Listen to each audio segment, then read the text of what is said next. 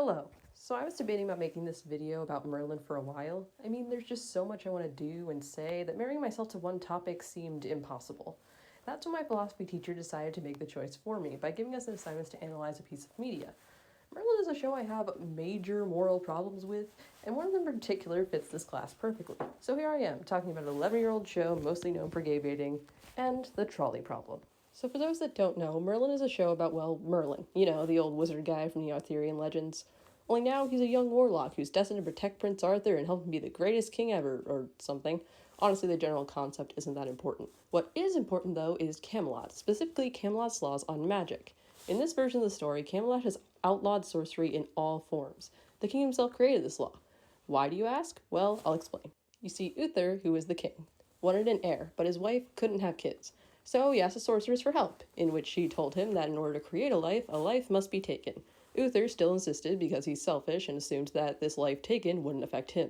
That's when Arthur was born, and his mother died, being the price for her son's existence. Uther, instead of blaming himself for being an idiot, blames magic and started what is known as the Great Purge, in which the king ordered for all magical beings to be slaughtered.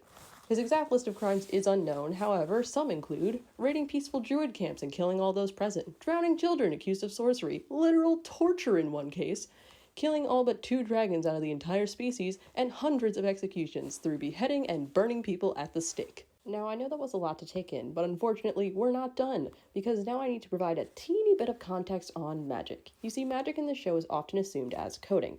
Coding, for those unaware, is when a writer uses a fictional trait or concept to represent a real-life idea. For example, how the predators in Zootopia are meant to represent real minorities in the movie. In this case, magic or sorcery is coded as one of 2 things depending on who you ask. Either religion, based on terms such as old religion practiced and study, or being gay, based on the characters being born with it, how it is spoken about by said characters, and how the writers and actors talk about the show as a whole. Now, neither of these things are technically confirmed, so if you feel like ignoring this, you can, but I wanted to make note of this connection to these groups given their respective histories. This show, through its writing, caused the audience to make these connections. Keep that in mind. Now, with all that said, you may be asking, where does the trolley problem come into all this?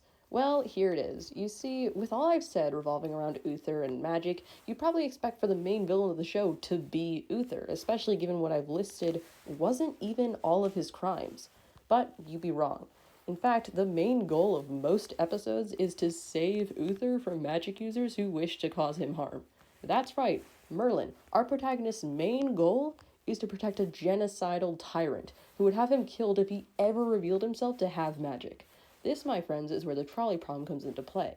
Is saving Uther right, and are the future deaths that he causes on Merlin's hands? Here's the thing. The trolley problem as a concept is based on whether or not you're willing to kill one person to save 5 people. Now, in that situation, despite how obvious I think the correct answer is, I can understand one's hesitation. After all, some people are selfish enough to value their view of themselves as a good person over 4 extra lives. But this situation is even worse. Imagine instead of 5 people, it was hundreds of people. And instead of you having to pull the lever, someone offers to do it for you. That's what Merlin's conflict is. And yet still, he goes out of his way to risk his life to save Uther. Heck, he even goes as far as to kill some of the people going after him. So the idea of saving a life is basically moot. People who keep in mind are victims of genocide, who want to end the reign of a tyrant. And with that being so, one needs to ask, how many times can Merlin save the king without being held responsible for those lives that Uther takes? Because he didn't have just one opportunity to let someone pull that lever. This wasn't a one-time thing that he did without knowing. He had tens, maybe even hundreds of opportunities to let Uther die by someone else's hand. But he still hasn't. And Uther, despite being given 2nd, 3rd, and 4th chances to turn his life around, he has still continued to kill and abuse people, including those who Merlin cares about. Remember that one instance of torture I mentioned? That was Merlin's father figure. He went through torture, and Merlin still saved Uther multiple times after that. Is none of that on Merlin? Should one not be held remotely accountable for that?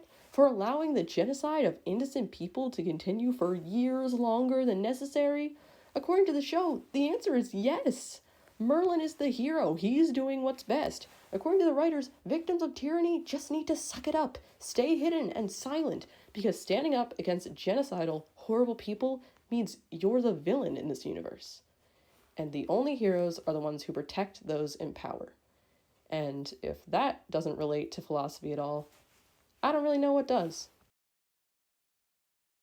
So yeah, that's pretty much it.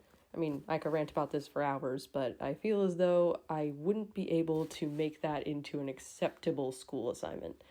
Anyway, hope you enjoyed, hope to see you again soon, but probably not. I'm probably gonna go back to being dead after this. Anyway, bye!